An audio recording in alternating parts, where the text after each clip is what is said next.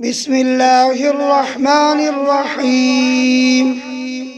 الرحمن علم القرآن، خلق الإنسان علمه البيان.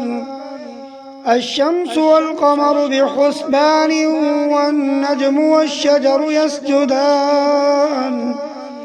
والسماء رفعها ووضع الميزان، ألا تطغوا في الميزان، وأقيموا الوزن بالقسط ولا تخسروا الميزان. والأرض وضعها للأنام، فيها فاكهة والنخل ذات الأكمام، والحب ذو العصف والريحان. فبأي آلاء ربكما تكذبان؟ خلق الإنسان من صلصال كالفخار، وخلق الجان من مارج من نار. فبأي آلاء ربكما تكذبان؟ رب المشرقين ورب المغربين. فبأي آلاء ربكما تكذبان؟ مرج البحرين يلتقيان بينهما برزخ لا يبغيان. فبأي آلاء ربكما تكذبان؟ يخرج منهما اللؤلؤ والمرجان. فبأي آلاء ربكما تكذبان؟ وله الجوار المنشآت في البحر كالأعلام. فبأي آلاء ربكما تكذبان؟ كل من عليها فان، ويبقى وجه ربك ذو الجلال والإكرام. فبأي آلاء ربكما تكذبان؟ يسأله من في السماوات والأرض كل يوم هو في شأن. فبأي آلاء ربكما تكذبان؟ سنفرغ لكم أيها الثقلان.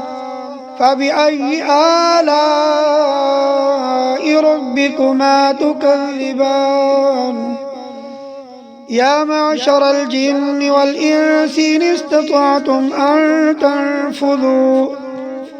أن تنفذوا من أقطار السماوات والأرض فانفذوا، لا تنفذون إلا بسلطان.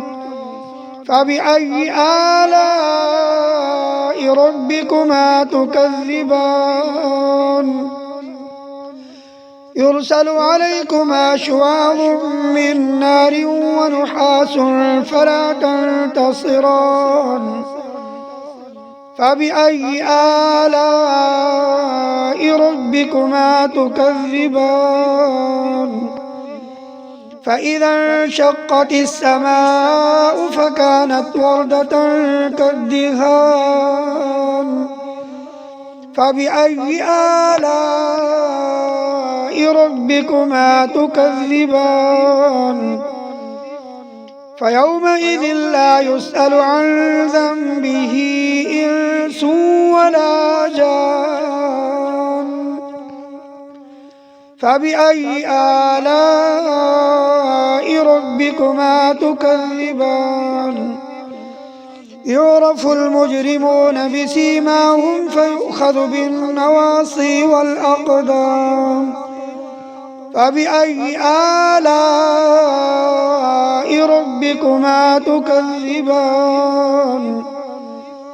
هذه جهنم التي يكذب بها المجرمون يطوفون بينها وبين حميم آن فبأي آلاء ربكما تكذبان ولمن خاف مقام ربه جنتان فبأي آلاء ربكما تكذبان ذواتا أفنان فبأي آلاء ربكما تكذبان فيهما عينان تجريان فبأي آلاء ربكما تكذبان فيهما من كل فاكهة زوجان فبأي آلاء ربكما تكذبان متكئين على فرش بطائنها من استبرق وجنى الجنتين دان فبأي آلاء ربكما تكذبان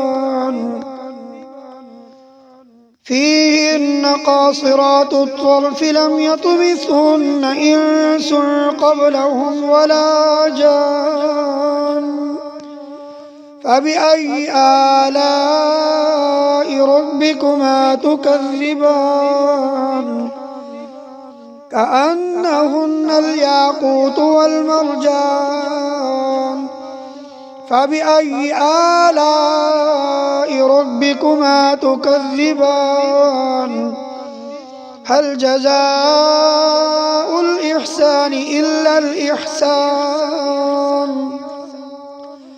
فبأي آلاء ربكما تكذبان ومن دونهما جنتان فبأي آلاء ربكما تكذبان مدهامتان فبأي آلاء ربكما تكذبان فيهما عينان نضاختان فبأي آلاء ربكما تكذبان فيهما فاكهة ونخل ورمان فبأي آلاء ربكما تكذبان فيهن خيرات حسان فبأي آلاء ربكما تكذبان حور مقصورات في الخيام فبأي آلاء ربكما تكذبان لم يطمثهن إنس قبلهم ولا جان فبأي آلاء ربكما تكذبان متكئين على رفرف خضر وعبقري حسان فبأي آلاء ربكما تكذبان تبارك اسم ربك ذي الجلال والإكرام صدق الله العظيم.